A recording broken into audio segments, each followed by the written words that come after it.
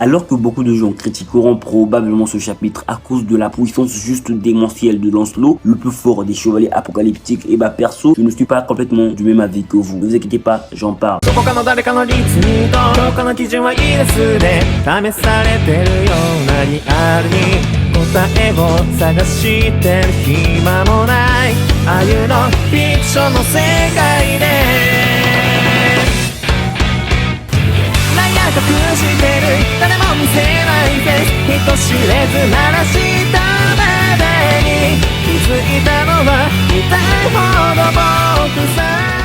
Yo les bros, ici Bitmanga, j'espère que vous allez bien, car ça va. Alors aujourd'hui nous entrons pour la revue du chapitre 125 des 4 chevaliers de l'Apocalypse, le chevalier de la guerre. Un chapitre qui, même si beaucoup de gens ne sont pas du même avis, est juste incroyable, qui nous montre véritablement la menace que pourrait représenter l'un des 4 calamités de la fin des temps, la menace que pourrait représenter le chevalier de la guerre, la menace que pourrait représenter Lancelot. Je dois aussi vous parler de probablement l'incompréhension de beaucoup de lecteurs en ce qui concerne la puissance de ce dernier, et aussi de la réelle puissance de Nanashi par rapport aux archanges. Il y a aussi possiblement l'endroit où se situe dans cette suite, et enfin l'obtention possible de l'arme apocalyptique de Lancelot dans ce chapitre bien évidemment. Mais bon, vous saurez tout cela tout au long de la vidéo. Il y a aussi des time codes bien évidemment dans la vidéo. Sur ce bonne vidéo, nous avons donc déjà une page cover juste incroyable. Nous montrons deux hommes, nous montrons le père et le fils, nous montrons Lancelot et son père Ban, le renard de l'avarice de Seven Deadly Sins. J'ai énormément kiffé le fait de voir ce dernier même juste sur cette page. Mais bon, parlons directement du point important de ce chapitre, Lancelot contre Nanashi, l'humiliation de Nanashi.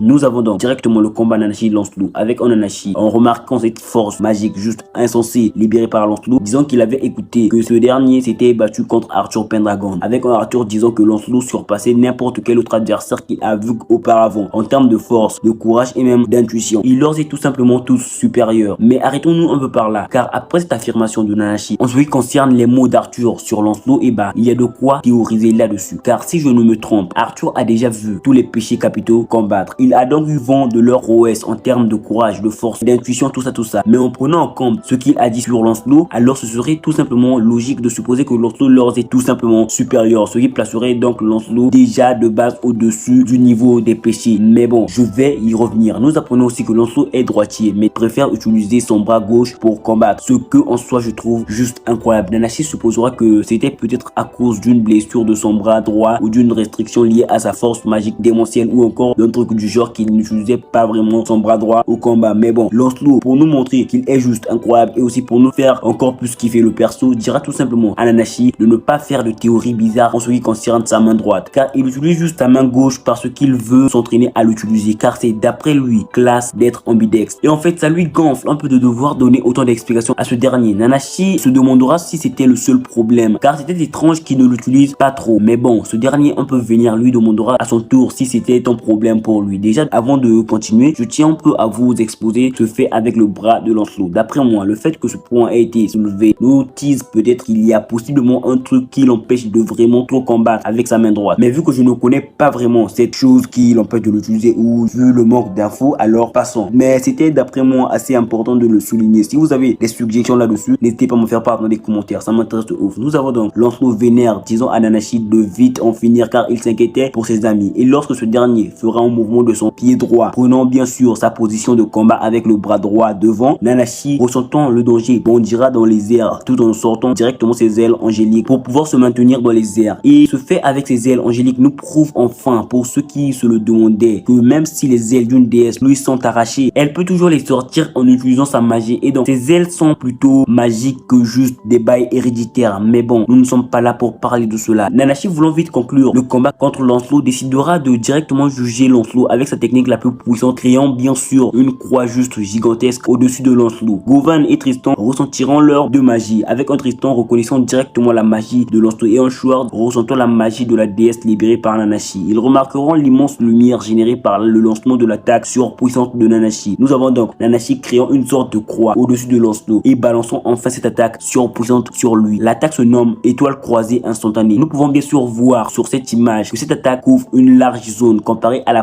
propagation même de la magie de Lancelot. Nous avons donc une suite de cases juste incroyables, nous montrons l'entrée en contact de l'attaque de Nanashi avec Lancelot et sa magie juste démentielle. Avec Nanashi disant que c'était la seule façon de pleinement lui tester. Pourra-t-il résister à une technique qui a gravement pu blesser Arthur Pendragon lui-même? A-t-il ce qu'il faut pour tenir tête à Arthur? C'est ce qu'il veut vérifier avec cette technique. Mais bon, pour nous montrer Lancelot juste au-dessus de tout, nous avons Nanashi stupéfait en écoutant Lancelot lui demandant tout simplement s'il pouvait lui expliquer ce que c'était. Dans une case juste incroyable, nous avons l'attaque de Nanashi, l'étoile croisée instantanée, semblant être absorbée par la magie de Lancelot. Nanashi sera énormément étonné de voir un truc pareil et commencera à se poser des tas de questions sur ce qui venait réellement de se passer. Car même après le lancement de son attaque, Lancelot n'est même pas blessé, il est indemne. Il se demandera donc comment ce dernier a-t-il bien pu esquiver sa technique la plus secrète en la faisant complètement disparaître. Mais en regardant de plus près, il remarquera que ce n'était pas vraiment de l'esquive, mais tout simplement de l'absorption. Et nous pouvons clairement voir avec cette autre case que cette attaque de Nanashi a complètement été absorbée par le concentré de magie libéré par Lancelot. Il comparera la magie de Lancelot à un fleuve pouvant absorber ses affluents avec facilité, ce qui pourrait peut-être encore une fois de plus lier la magie de Lancelot à celui du lac Salisbury ou à la Dame du Lac à cause de l'énonciation du mot fleuve énoncé par Nanashi. Mais bon, je vais y revenir. Nous avons donc ensuite Nanashi disant qu'il connaissait maintenant la nature de la magie de Lancelot, mais avant de cracher le morceau en ce qui concerne ce qu'il a pu connaître de la magie de ce dernier, il recevra un coup de pied juste surpuissant de Lancelot, mais pas que, car ce coup de pied sera enduit de magie transperçant littéralement ce dernier. Avec Nanashi, nous montrons que ce coup l'a vraiment fait quelque chose en voyant l'expression de son visage bien évidemment. Il se demandera d'où était venu Lancelot car il ne l'avait pas du tout vu venir. Nous avons donc le pied de Lancelot entrant encore plus dans le bide de ce dernier avec un Lancelot lui disant qu'il n'était pas mal du tout. Il a géré face à lui le plus fort bien évidemment. Nanashi sera donc propulsé au loin avec ce coup de pied juste surpuissant de Lancelot. Et nous avons enfin un début d'explication en ce qui concerne le passé de Nanashi, révélé lors de sa propulsion dans l'Isère. Il avait rejeté le dieu qu'il a autrefois servi en refusant de participer à la première guerre sainte. Comme punition, il avait été banni du royaume céleste et ses ailes lui furent arrachées. Il passa plusieurs millénaires à errer seul en recherche constante d'un nouveau maître à servir ou d'une raison de vivre. Puis un jour, il trouva vraiment un nouveau maître pour qui il pourrait même mettre sa vie en jeu. Ce maître était bien évidemment Arthur Pendragon. Ses yeux brillaient tels des étoiles, aussi clairs qu'un ciel sans nuages. Si jeune, mais regardant si loin l'avenir et espérant que ceux qui y vivent puissent tous être heureux. Il s'est donc résolu à le servir en tant que lame protectrice. Il s'est dévoué à lui. Mais au fil du temps, les yeux d'Arthur se sont assombris à cause de sa haine méprisante envers les autres races. C'est pour cette raison que certains de ses fidèles serviteurs sont partis disant qu'il avait changé. Tout comme lui aussi l'a fait dans le passé avec le dieu qu'il a autrefois servi. Mais lui, à la différence de ce qu'il a fait face au dieu qu'il a servi en l'abandonnant, voulait toujours croire qu'Arthur est toujours le bon et le gentil roi qui rêvait de paix pour tout Britannia. Mais les pouvoirs d'Arthur ont augmenté au-delà de toute raison. Il n'est donc pas sûr de pouvoir l'arrêter avec ses capacités actuelles. Il doute de pouvoir lui ouvrir les yeux sur ses méfaits avec sa puissance actuelle. Et en fait, ce qui m'a juste fumé dans ce chapitre, à part ce combat des puissants, est juste les réponses de Lancelot aux pensées de Nanashi. D'abord, lorsque ce dernier se demandait intérieurement bien évidemment si Lancelot pouvait résister à l'attaque qui a mis à mal Arthur, avec un Lancelot lui montrant qu'il pouvait bien évidemment le faire, qu'il pouvait résister à cette attaque. Et là, avec cette révélation de son passé et sur son réel but, nous avons Lancelot lui disant que c'était donc pour cette raison qu'il voulait voir ça de ses propres yeux. Nous avons donc Nanashi étalé au sol, semblant même être mort si je puis le dire. En fait, Nanashi a été propulsé là où se situent Gawain, Tristan et Short. Lancelot tira donc à Nanashi étalé au sol bien évidemment, semblant un peu être remis d'aplomb à cause de son attribut de déesse, qu'il voulait donc voir de ses propres yeux si eux, les chevaliers de l'Apocalypse, avaient le pouvoir nécessaire pour pouvoir ouvrir les yeux de son roi bien-aimé Arthur Pendragon. Mais même s'il n'avait pratiquement aucune raison de le faire, qu'il ne s'en fasse pas, car les chevaliers de la prophétie vont lui remettre les idées en place. Déjà de base, cette révélation sur le passé de Nanashi avec son réel but bien évidemment nous montre peut-être bien qu'Arthur ne fait pas du tout cela de son libre arbitre, mais est vraiment manipulé par le pouvoir qu'il possède. Il est manipulé par le chaos. Donc Arthur ne va probablement pas du tout mourir à la fin de cette saga, mais sera au contraire secouru par les chevaliers de la prophétie ou d'autres personnages. C'est en jamais. Mais j'ai juste voulu le supposer avec cette affirmation. Donc en bref, pour ceux qui pensaient qu'Arthur allait mourir à la fin de cette saga consacrée à Camelot dans moi bien évidemment, sachez qu'il survivra probablement, car rien ne nous montre que ce dernier mourra à la fin de tout cela. Et en plus, pour ses actions, il y a possiblement sa manipulation par son pouvoir. Donc à la fin de tout cela, ce dernier sortira probablement peinard. Peut-être pourrait-il même être absorbé ou même tué par la suite. Mais dans la saga qui lui est dédiée, il ne va probablement pas mourir. Mais bon, passons. Après la réponse de Lancelot, passe aux questions qui ne lui ont pas du tout été posées par Nanashi. Nanashi remarquera que ce dernier pouvait lire dans les pensées, ce qui est un peu dérangeant pour lui. Nous avons donc une petite discussion chill entre Lancelot et Nanashi, avec à la fin Lancelot lui demandant ce qu'il en pensait. Mais vu que ça faisait longtemps qu'il n'avait pas du tout senti un tel sentiment de fraîcheur, alors oui, il a surpassé toutes ses attentes. Les chevaliers de la prophétie sont réellement d'un level incroyable. Espérons donc que le quatuor du destin puisse faire revenir le bon Arthur sur Terre, bien évidemment. Nous avons ensuite un point assez notable avec cette fin de chapitre qui pourrait nous faire poser la question quant au fait de savoir si Lancelot a-t-il vraiment obtenu son arme apocalyptique avec ce chapitre. Nous avons donc pour ce faire Nanashi gisant au sol, confiant son arme émoussée à Lancelot en guise d'échange avec son arc qu'il a brisé plus tôt avec sa technique latérale, une arme fabriquée par l'artisan de génie Dubs, celui que Lancelot recherche depuis plus de 2 ans, pour qu'il lui confectionne une arme capable de tanker son pouvoir magique. Et ce fait avec l'artisan Dubs énoncé par Nanashi me fait aussi demander où est-il vraiment. Comme cette info de Nanashi nous le prouve, Dubs lui a probablement confectionné cette arme pendant la période de 16 ans qui sépare la fin de la nation de Taizan et le début des 4 chevaliers d'Apocalypse. Je le dis car je doute que Dubs lui ait confectionné durant ces 3000 ans passés aérés seul à la recherche d'un but, ce qui veut tout simplement dire que Dubs est probablement à Camelot. Je ne sais pas s'il est retenu captif ou pas, mais il est bel et bien, d'après cette info, le Nanashi au royaume éternel, car même si les autres races ne peuvent entrer dans le royaume éternel, comme nous pouvons le remarquer, il y a quelques exceptions, comme par exemple Nanashi qui est une déesse qui peut sans problème entrer et sortir du royaume éternel. Et c'est même peut-être Dubs qui a fabriqué à Arthur la lame qui se brise et se reconfectionne à l'infini qu'il a utilisé durant l'arc lyonnaise. Ce ne serait pas du tout incohérent. Il pourrait même être celui qui a fabriqué leurs armes aux chevaliers chaotiques les plus puissants comme Ironside ou Pelgard. Il pourrait même être l'artisan qui a fabriqué les armes des 4 périls. Sait-on jamais. Mais en revenant à la question de base en ce qui concerne l'arme apocalyptique de Lancelot, et bah comme l'image abstraite des chevaliers apocalyptiques nous le montre, Lancelot ne possède pas du tout d'épée, mais bel et bien une lance. Et aussi, vu que cette épée est déjà émoussée, alors ça pourrait tout simplement, même si c'est une arme d'exception créée par Dubs, se briser à un moment donné. Nous prouvons ainsi que ce dernier n'a pas encore vraiment obtenu son arme apocalyptique. Donc en ce qui concerne ce fait, je pense perso que ce dernier n'a pas encore son arme apocalyptique. C'est juste d'après moi une arme temporaire confiée à ce dernier qui finira par se briser d'un moment à l'autre. C'est un jamais.